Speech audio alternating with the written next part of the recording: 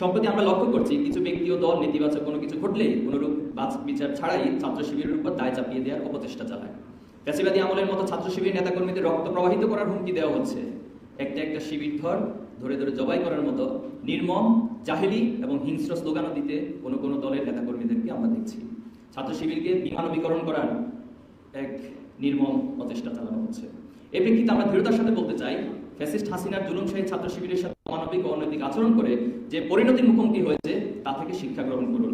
অপপ্রচার চালিয়ে, হুমকি দিয়ে, ষড়যন্ত্র করে ইসলামের আদর্শকে কখনো দমিয়ে দেওয়া যায় না।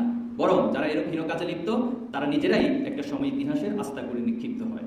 হাসিনার ফ্যাসিবাদের জাতাকলে ছাত্র শিবির নিশ্চিহ্ন হয়নি, বরং আরো শক্তিশালী হয়ে হাসিনা পতনের আন্দোলনে বাংলাদেশের মানুষের পাশে থেকে ঐতিহাসিক ভূমিকা পালন করেছে। সুতরাং কেউ নতুন করে হাসিনা হয়ে ওঠা অথবা ফ্যাসিস্ট হয়ে ওঠার চেষ্টা করলেও ছাত্র শিবিরের কিছুই করতে পারবে না ইনশাআল্লাহ, বরং তারাই ইতিহাসের আস্থা করে নিক্ষিপ্ত হবে। আসসালামু আলাইকুম সুপ্রিয় দর্শক, আপনারা দেখতে পেয়েছেন কয়েকদিন ধরে বাংলাদেশ ইসলামী ছাত্র শিবিরের বিরুদ্ধে স্লোগান দেওয়া হচ্ছে, একটা শিবির ধৈরা জবাই কর। শিবিরকে তারা জবাই করতে চায়, শিবিরের চামড়া তুলে নিতে চায়। জামাত শিবিরের বিরুদ্ধে তারা স্লোগান দিচ্ছে ভয়ঙ্কর লেভেলের, যেটা আওয়ামী লীগ ছাত্রলীগ দিত। এমনকি আওয়ামী লীগ এবং ছাত্রলীগের থেকে এক ধাপ এগিয়ে তারা স্লোগান দিচ্ছে। আপনারা দেখতে পেয়েছেন, তাদেরকে সতর্ক করে ইসলামী ছাত্র শিবিরের কেন্দ্রীয় সভাপতি আজ হুঁশিয়ার করে দিয়েছেন। তিনি বলেছেন, যদি কেউ হাসিনার মতন হয়ে উঠতে চায় তাহলে তার অবস্থা হাসিনার মতন ইতিহাসে আস্থা করে নিক্ষিপ্ত হবে।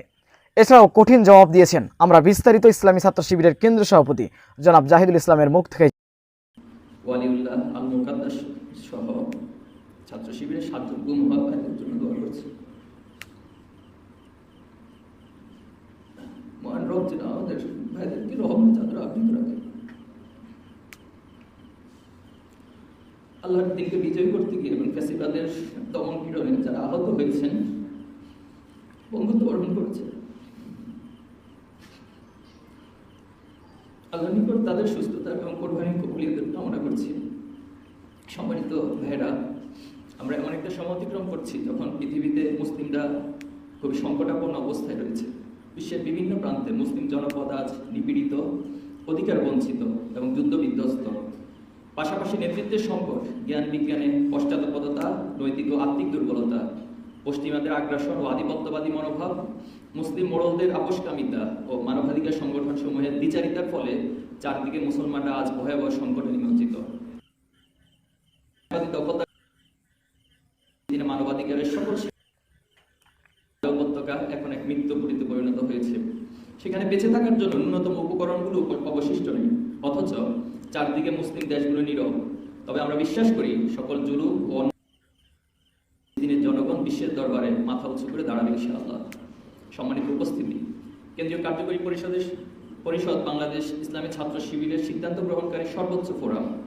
সংবিধান নির্ধারিত চর্চার অংশ হিসেবে প্রতি বছর আমরা কার্যকরী পরিষদের অন্তত 3টি অধিবেশন আয়োজন করে থাকি। আজকের এই অধিবেশন আমাদের দ্বিতীয় সাধারণ অধিবেশন। গুরুত্বপূর্ণ এই অধিবেশনে আমি আপনাদের সবাইকে স্বাগত জানাচ্ছি। সুপ্রিয় উপস্থিতি, গত বছরের জুলাই আমরা অবলম্বিত এক ফ্যাসিবাদকে বিতাড়িত করতে সক্ষম হয়েছি। ফ্যাসিবাদ বিতাড়নের যে সংগ্রাম, আমাদের দেশের সকল শ্রেণী পেশার মানুষ প্রত্যেকে নিজ নিজ অবস্থান থেকে ভূমিকা পালন করেছে।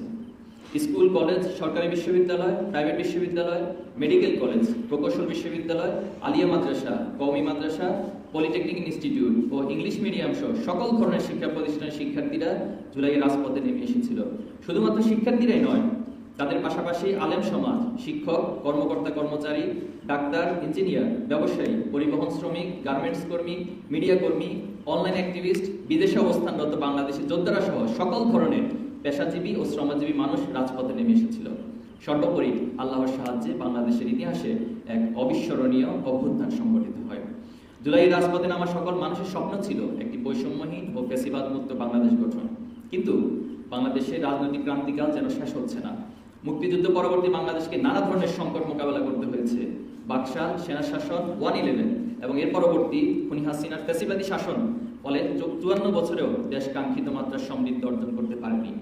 একটি রাষ্ট্রের উন্নতি অগ্রগতির জন্য প্রয়োজন সুশাসন, মানব সম্পদ ব্যবস্থাপনা, মানসম্পন্ন শিক্ষা ব্যবস্থা, টেকসই অর্থনীতি, অংশগ্রহণমূলক সরকার ব্যবস্থা ও রাজনৈতিক স্থিতিশীলতা। কিন্তু বাংলাদেশে দীর্ঘ সময় ধরে এগুলো অনুপস্থিত। বিশেষ করে 2009 সাল পরবর্তী 15.5 বছরে বাংলাদেশের রাজনৈতিক কাঠামোগুলোকে ধ্বংস করে দেওয়া হয়েছে। লুটপাট, অর্থ পাচার, দুর্নীতি, গুম খুনের সংস্কৃতি প্রতিষ্ঠা করা হয়েছে।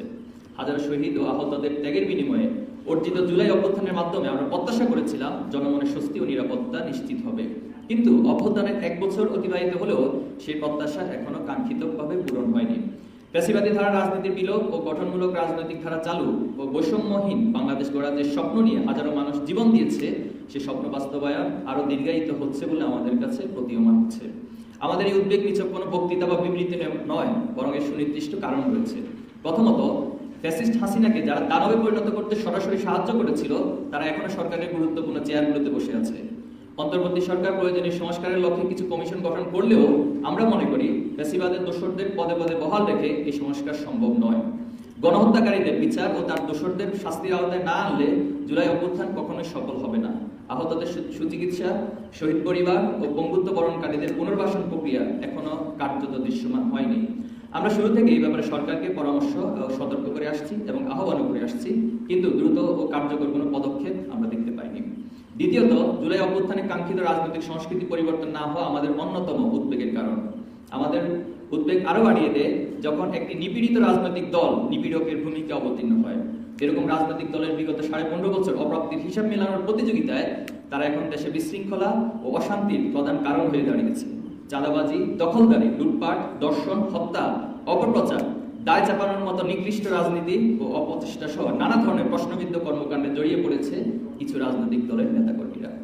2006 সালে 28 অক্টোবরের লোকই বৈঠার তাণ্ডব, মানুষ হত্যা এবং লাশের উপর যে নৃত্যের পৈশাচিক দৃশ্য, প্রকাশ্য দিবালোকে বিশ্বজিৎকে কুপিয়ে হত্যা করা, রাতভর নির্মম নির্যাতন করে বইয়ের শিক্ষার্থী আবরার ফাহাদকে হত্যার দগদগে স্মৃতি মানসপটে মুছতে না মুছতেই আমরা প্রত্যক্ষ করেছি পাথর মেরে কিভাবে নির্মমভাবে মানুষ হত্যা করা হয়। শুধু তাই নয়, মন্তকুন্দল ও আধিপত্য বিস্তারকে কেন্দ্র করে গত 1 বছরে 1.5 শতাধিক মানুষকে হত্যার ঘটনা দেশের জনগণ প্রত্যক্ষ করেছে। জুলাইয়ের প্রথম বার্ষিকীতে এসে আমরা দেখি জুলাই শহীদদের স্বপ্ন পূরণে যেরকম সিরিয়াসনেস নিয়ে ভূমিকা রাখা প্রয়োজন ছিল, কিছু মানুষের শিশুসুলভ ও অপরিপক্ষ আচরণের কারণে জাতি হিসেবে আমরা তা পাইনি। সবচেয়ে হতাশার দিক হলো জুলাই আগস্টের 1 বছর অতিবাহিত হতে যাচ্ছে, কিন্তু এখনো পর্যন্ত জুলাই ঘোষণাপত্র ও জুলাই সনদ প্রকাশ করতে পারেনি। চলমান এই জুলাই মাসে আমরা সরকারের কাছে আহ্বান জানাবো জুলাই ঘোষণাপত্র প্রকাশ করার জন্য। ছাত্র শিবির শুরু থেকে জুলাই স্পিরিটকে ধারণ করে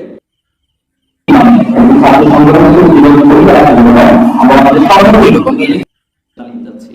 জুলাইয়ের আহতদের সুচিকিৎসা নিশ্চিতে ভূমিকা পালন, শহীদ পরিবারের পাশে দাঁড়ানো, শহীদদের কবর জিয়ারত ও দোয়া অনুষ্ঠান, জুলাই নিয়ে জনপরিসরে আলাপ জারি রাখা, জুলাইয়ের উপর স্মৃতিলিখন প্রতিযোগিতা, research conference, publication, online campaign, জুলাইয়ের উপর আলোকচিত্র প্রদর্শনী, কালচারাল ফেস্ট সহ নানাবিধ আয়োজনের মধ্য দিয়ে ছাত্র শিবির জুলাইয়ের স্পিরিটকে জাগিয়ে রাখার চেষ্টা চালিয়ে যাচ্ছে। এখন আমাদের 36 দিনব্যাপী আয়োজন চলমান রয়েছে। আমরা চাই অন্যান্য ছাত্র সংগঠন, রাজনৈতিক দল ও সকল পেশাজীবী যারা রয়েছেন তারা জুলাইয়ের স্পিরিটকে বজায় রাখার জন্য নিজ নিজ ক্ষেত্র থেকে সক্রিয় ও সুদৃঢ় ভূমিকা পালন করবে। সম্মানিত উপস্থিতি, জুলাই অভ্যুত্থানের সময়কার 9 দফা দাবির অন্যতম ছিল ছাত্র রাজনীতির গুণগত পরিবর্তন ও সংস্কার। রেজুর ভিত্তিমূলক ছাত্র রাজনীতির জায়গায় ছাত্র কল্যাণমূলক ছাত্র রাজনীতি প্রতিস্থাপন হবে। অধিকাংশ ছাত্র সংগঠন রাজনীতির গুণগত পরিবর্তনের চেষ্টা করলেও কিছু ছাত্র সংগঠন বাধা হয়ে দাঁড়িয়েছে। শিক্ষার্থী নির্যাতন, ক্যাম্পাসে আধিপত্য প্রতিষ্ঠার জন্য নানা ধরনের ষড়যন্ত্রের পাশাপাশি ছাত্রলীগকে পুনর্বাসন ও লাল সন্ত্রাসীদের দিয়ে ক্যাম্পাসে অস্থিতিশীল পরিবেশ তৈরি করার চেষ্টা চালিয়ে যাচ্ছে। ছাত্র সংসদ ভিত্তিক ছাত্র রাজনীতির ধারা চালুর মাধ্যমে কেবল কাঙ্ক্ষিত সংস্কার অর্থবহ হতে পারে। ছাত্র সংসদ হলো শিক্ষার্থীদের এক বৈধ প্ল্যাটফর্ম, যেখানে তারা ভোট দিয়ে তাদের প্রতিনিধি নির্বাচনের মাধ্যমে নিজেদের দাবি দেওয়া পূরণ করে থাকে। এর মাধ্যমে শিক্ষাঙ্গনে আধিপত্য বিস্তার ও লেজর ভিত্তিক রাজনৈতিক সংস্কৃতির অবসান ঘটে এবং মুক্তবাক ও স্বাধীন বুদ্ধিচর্চার মাধ্যমে ভবিষ্যৎ জাতীয় নেতৃত্ব ও ছাত্রবান্ধব ছাত্র রাজনীতির বিকাশ লাভ করে। ছাত্র সংসদ নির্বাচন ছাত্র সমাজের প্রাণের দাবি, তাই আমরা আশা করি সরকারের সংশ্লিষ্ট কর্তৃপক্ষ দ্রুত সময়ের মধ্যে ছাত্র সংসদ নির্বাচনের উদ্যোগ গ্রহণ করবে। দেশের গণতান্ত্রিক ধারাকে অব্যাহত রাখতে জাতীয় নির্বাচনের কোনো বিকল্প নেই। বিগত ফ্যাসিস্ট আমলে জাতীয় রাজনীতিতে নির্বাচন সংস্থাকে ধ্বংস করে দেওয়া হয়েছিল। অন্তর্বর্তী সরকার এখন প্রধান চ্যালেঞ্জ হচ্ছে জনগণের ভোটাধিকার ফিরিয়ে দেওয়া। আশা করি গণহত্যার বিচার ও প্রয়োজনীয় সংস্কার শেষ করে সরকার নির্বাচনের দিকে অগ্রসর হবে। আমরা বিশ্বাস করি একটি নিরপেক্ষ, অংশগ্রহণমূলক ও বিশ্বাসযোগ্য নির্বাচন দেশের ভবিষ্যৎ নির্ধারণে গুরুত্বপূর্ণ ভূমিকা পালন করবে। সম্মানিত কার্যকরী পরিষদের সদস্যবৃন্দ, 1977 সালের 6 ফেব্রুয়ারি ঢাকা বিশ্ববিদ্যালয়ের কেন্দ্রীয় জামে মসজিদ থেকে বাংলাদেশ ইসলামী ছাত্র শিবির তার যাত্রা শুরু করে। প্রতিষ্ঠা লগ্ন থেকে ছাত্র শিবির বহুমুখী চ্যালেঞ্জ মোকাবেলা করে আজকের এই দিনটিতে উপনীত হয়েছে। 1982 সালের 11ই মার্চ রাজশাহী বিশ্ববিদ্যালয়ের সবুজ চত্বরে শহীদ সাব্বির ভাইয়ের জীবনদানের মধ্য দিয়ে যে শাহাদাতের মিছিল শুরু হয়েছে তা আজও থামেনি। আমাদের অসংখ্য ভাই আহত, পঙ্গু ও গুম হয়েছে। এই জুলুমের একমাত্র কারণ আমরা এক আল্লাহর প্রতি ঈমান এনেছি, আমরা এই জমিনে আল্লাহর দ্বীনকে প্রতিষ্ঠা করতে চাই। মহান আল্লাহ তাআলা তার পবিত্র কোরআনে বলেছেন, ওয়া মা নাকামু মিনহুম ইল্লা আন ইউমিনু বিল্লাহিল আজিজিল হামিদ। অর্থাৎ আর তারা তাদেরকে নির্যাতন করেছিল শুধুমাত্র এই কারণে যে তারা মহাপরাক্রমশালী প্রশংসিত এক আল্লাহর প্রতি ঈমান এনেছিল। আমাদের ভাইরা ঈমানের দাবি পূরণে কাজ করতে গিয়ে জালিমদের বহুবিধ জুলুম ও নির্যাতনের শিকার হয়েছে। তবে এত জুলুম ও নির্যাতনের পরেও ছাত্র শিবির কখনো তার আদর্শ থেকে বিচ্যুত হয়নি, কখনো ধৈর্য হারা হয়নি। সম্প্রতি আমরা লক্ষ্য করছি কিছু ব্যক্তি ও দল নেতিবাচক কোনো কিছু ঘটলেই কোনোরূপ বিচার ছাড়াই ছাত্র শিবিরের উপর দায় চাপিয়ে দেওয়ার অপচেষ্টা চালায়। ফ্যাসিবাদী আমলের মতো ছাত্র শিবির নেতাকর্মীদের রক্ত প্রবাহিত করার হুমকি দেওয়া হচ্ছে। একটা শিবির ধরে ধরে জবাই করার মতো নির্মম, জাহেলি এবং হিংস্র স্লোগানও দিতে কোনো দলের নেতাকর্মীদেরকে আমরা দেখছি। ছাত্র শিবিরকে বিমানবীকরণ করার এক নির্মম প্রচেষ্টা চালানো হচ্ছে। এই প্রেক্ষিতে আমরা দৃঢ়তার সাথে বলতে চাই, ফ্যাসিস্ট হাসিনার জুলুমশাহী ছাত্র শিবিরের সাথে অমানবিক ও অনৈতিক আচরণ করে যে পরিণতির মুখোমুখি হয়েছে তা থেকে শিক্ষা গ্রহণ করুন। অপপ্রচার চালিয়ে, হুমকি দিয়ে, ষড়যন্ত্র করে ইসলামের আদর্শকে কখনো দমিয়ে দেওয়া যায় না। বরং যারা এরকম হীন কাজে লিপ্ত তারা নিজেরাই একটা সময় ইতিহাসের আস্থা করে নিক্ষিপ্ত হয়। হাসিনার ফ্যাসিবাদের জাতাকলে ছাত্র শিবির নিশ্চিহ্ন হয়নি, বরং আরো শক্তিশালী হয়ে হাসিনা পতনের আন্দোলনে বাংলাদেশের মানুষের পাশে থেকে ঐতিহাসিক ভূমিকা পালন করেছে। সুতরাং কেউ নতুন করে হাসিনা হয়ে ওঠা অথবা ফ্যাসিস্ট হয়ে ওঠার চেষ্টা করলেও ছাত্র শিবিরের কিছুই করতে পারবে না ইনশাআল্লাহ, বরং তারাই ইতিহাসের আস্থা করে নিক্ষিপ্ত হবে। জুলাই শহীদরা একটি নতুন বাংলাদেশের স্বপ্ন নিয়ে জীবন দিয়েছেন। আমরা শহীদের স্বপ্ন পূরণে নতুন সামাজিক, রাজনৈতিক, সাংস্কৃতিক ও অর্থনৈতিক ধারা চর্চা করার জন্য সবার প্রতি উদাত্ত আহ্বান জানাচ্ছি। আমরা দেখতে পাচ্ছি রাজনৈতিক দলগুলোর সাথে জাতীয় ঐক্যমত্য কমিশনের ধারাবাহিক মিটিং হচ্ছে। এটি একটি আশার দিক। আমরা আশা করতে চাই শহীদদের স্বপ্ন পূরণে নতুন বাংলাদেশ বিনির্মাণের ক্ষেত্রে আমাদের রাজনৈতিক দলসমূহ এবং তাদের নেতৃত্ববৃন্দ ঐতিহাসিক ঐক্যমত্যে পৌঁছাতে পারবেন ইনশাআল্লাহ। সম্মানিত কার্যকরী পরিষদের সদস্যরা, সমৃদ্ধ বাংলাদেশ গড়ার লক্ষ্যে সৎ, দক্ষ ও দেশপ্রেমিক নাগরিক তৈরির যে ভিশন নিয়ে আমরা যাত্রা শুরু করেছি, সংগঠনের সর্বোচ্চ নীতি নির্ধারণী ফোরামের সদস্য হিসেবে জুলাই স্পিরিটকে ধারণ করে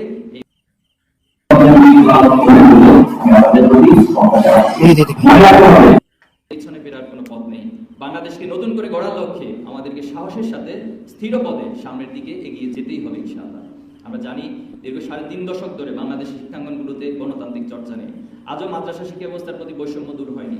আজও দেশের বিশ্ববিদ্যালয়গুলো ওয়ার্ল্ড র্যাঙ্কিংয়ে শীর্ষস্থানে যাওয়ার মতো অবস্থানে নেই। সুতরাং আমাদের নিশ্চিত সময় যাপনের কোনো সুযোগ নেই। বাংলাদেশ শিক্ষা ব্যবস্থাকে একটি উন্নত এবং আন্তর্জাতিক মানের উন্নত শিক্ষা ব্যবস্থা প্রণয়ন এবং বাস্তবায়নের জন্য বৈষম্যমুক্ত ও অংশগ্রহণমূলক শিক্ষা পদ্ধতি প্রতিষ্ঠার জন্য আমাদেরকে জোরালো ভূমিকা পালন করতে হবে। আজকের অধিবেশন থেকে আমরা সরকারের প্রতি কিছু দাবি জানাতে চাই। 1. অবিলম্বে দেশের শিক্ষা প্রতিষ্ঠানগুলোতে ছাত্র সংসদ নির্বাচন দিতে হবে। দেশের সবগুলো উচ্চ শিক্ষা প্রতিষ্ঠানে অতি সত্বর আবাসন সংকট নিরসন করতে হবে। দেশের মাদ্রাসা শিক্ষা ব্যবস্থার প্রতি, বিশেষত ইবতেদায়ী মাদ্রাসার প্রতি বৈষম্য দূর করতে হবে। আলিয়া মাদ্রাসা সমূহে ব্যবসা শিক্ষা বিভাগ চালু করতে হবে। 4. শিক্ষায় বাজেট বরাদ্দ ও গবেষণা খাতে বাজেটের বরাদ্দ বাড়াতে হবে। 5. শিক্ষাঙ্গনে যে কোনো ধরনের সন্ত্রাস ফিরে আসার পথ রুদ্ধ করতে হবে। 6. আমরা জোরালোভাবে দাবি করছি 36 জুলাইয়ের মধ্যে জুলাই ঘোষণাপত্র প্রদান করতে হবে, যেখানে জুলাই আন্দোলনের শহীদ, আহত, বঙ্গত্ব বরণকারী ও জুলাই আন্দোলনে অংশগ্রহণকারী সকল পক্ষের স্বীকৃতি প্রদান করতে হবে। ফ্যাসিবাদী গোষ্ঠী কর্তৃক সংগঠিত পল্টন ট্রাজেডি, পিলখানা হত্যাকাণ্ড, শাপলা গণহত্যা, গুম, অবৈধ নির্বাচন সহ সকল অপরাধমূলক কর্মকাণ্ড সেখানে তুলে ধরতে হবে। দেশের সঠিক ইতিহাস ও সংস্কৃতিকে ধারণ করে নতুন বাংলাদেশ গড়ার অঙ্গীকার ব্যক্ত করতে হবে। 7. প্রয়োজনীয় রাষ্ট্রীয় কাঠামো সংস্কার ও জনমনের শান্তি ও স্বস্তি ফিরিয়ে আনতে আইন শৃঙ্খলা পরিস্থিতি জোরদার করতে হবে। 8. জুলাই গণহত্যা সহ সকল অপকর্ম, গুম, খুন, দুর্নীতির বিচার নিশ্চিত করতে হবে। 9. একটি দক্ষ ও নৈতিকতা সমৃদ্ধ জাতি গঠনে আধুনিক ও আদর্শিক শিক্ষা ব্যবস্থা প্রণয়ন করতে হবে। 10. জুলাই অভ্যুত্থানকে বিপ্লবে রূপান্তর করতে এই সরকারকে একটি বিপ্লবী সরকারের ভূমিকায় অবতীর্ণ হতে হবে। আপনাদের সকল ধরনের ইতিবাচক কাজে ছাত্র শিবির পাশে থাকবে, আর কোনো ধরনের জুলাই স্পিরিট বিরোধী কাজ করলে ছাত্র শিবির সেটার প্রতিবাদ এবং তার বিরুদ্ধে অবস্থান নেবে ইনশাআল্লাহ। প্রাণপ্রিয় ভাইরা, কেন্দ্রীয় কার্যকরী পরিষদের শপথ একটি পবিত্র আমানত।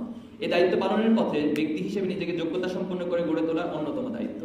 পরিশুদ্ধ আমল, আত্মশুদ্ধি, চিন্তার গভীরতা, প্রজ্ঞা ও রাজনৈতিক দূরদৃষ্টি, দক্ষ সংগঠক ও আল্লাহর খাঁটি গোলাম হওয়ার জন্য সর্বোচ্চ প্রচেষ্টা আমাদেরকে চালাতে হবে এবং কার্যকরী পরিষদের সদস্যদের সমৃদ্ধশালী দেশ গঠন ও আদর্শিক নাগরিক তৈরিতেও অঙ্গীকারবদ্ধ থাকতে হবে।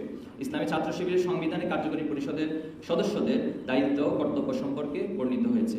আমি আপনাদেরকে সংবিধানের 22 নং ধারা স্মরণ করিয়ে দিয়ে সেই কর্তব্যগুলোকে স্মরণ করিয়ে দিচ্ছি। এখানে বলা হয়েছে, সামগ্রিকভাবে কার্যকরী পরিষদের ও ব্যক্তিগতভাবে সদস্যদের দায়িত্ব হচ্ছে নিজেদের তত্ত্বাবধান, কেন্দ্রীয় সভাপতির তত্ত্বাবধান, সংগঠনের ইসলামী নীতির অনুসৃতির তত্ত্বাবধান, সংগঠনের কর্মসূচি বাস্তবায়নের তত্ত্বাবধান ও পর্যবেক্ষণ, সংবিধান অনুসৃতির তত্ত্বাবধান, সংগঠনের যে কোনো ত্রুটি দূরীকরণ, সংগঠনের সামগ্রিক কাজের মৌলিক পরিকল্পনা প্রণয়ন, কেন্দ্রীয় সভাপতিকে পরামর্শ দান, নিঃসংকোচে মত প্রকাশ ও কার্যকরী পরিষদের অধিবেশনে নিয়মিত যোগদান অথবা অভিমত প্রেরণ।